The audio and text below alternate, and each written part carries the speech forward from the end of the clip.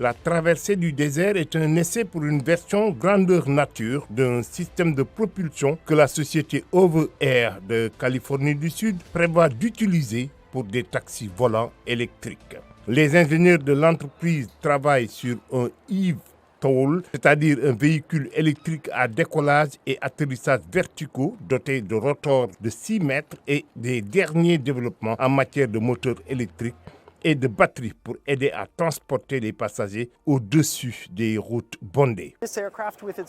Cet avion, avec son rayon d'action de 222 km ou un peu plus, peut essentiellement desservir la grande région de Los Angeles. Il peut transporter des bagages et 5 passagers.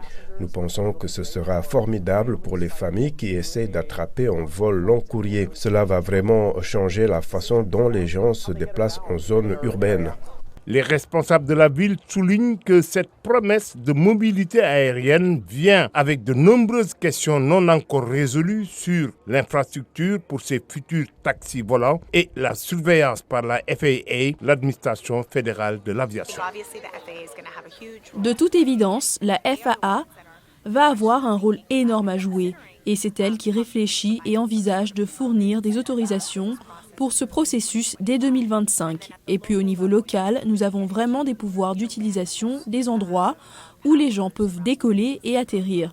Et je pense que l'autre valeur ajoutée que les villes apportent est cette perspective très locale sur la façon dont cela va avoir un impact sur les gens. Mais certains habitants de Los Angeles sont sceptiques. Pensez à tous ces points d'atterrissage. Cela ressemble à un chaos qui va se produire.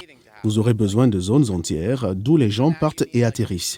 Vous ne pourrez pas atterrir n'importe où. On a l'impression que l'on va s'écraser tout le temps. L'entreprise allemande Volocopter a été la première à soulever une personne dans les airs en 2011 en utilisant uniquement l'énergie électrique. Aujourd'hui, Volocity de la firme est une aviation électrique biplacée dotée de 18 rotors. Lorsque nous avons volé à Singapour, dans le centre-ville, j'espérais que beaucoup de gens, beaucoup de touristes applaudiraient et regarderaient le volocoptère. Ça n'a pas été le cas. Pourquoi? Parce qu'ils ne l'ont pas entendu. Donc c'était mauvais pour le marketing, mais bon, pour les autorités, ils l'ont aimé. Donc il est très silencieux et vous ne le verrez pas. Ce serait même un petit point dans le ciel. Volocopter a fait voler son Volocity au-dessus de Paris en novembre avec des plans pour de courts vols commerciaux d'ici les Jeux Olympiques de Paris en 2024. Les autorités de Los Angeles s'efforcent de mettre en place des taxis aériens d'ici aux Jeux Olympiques de 2028.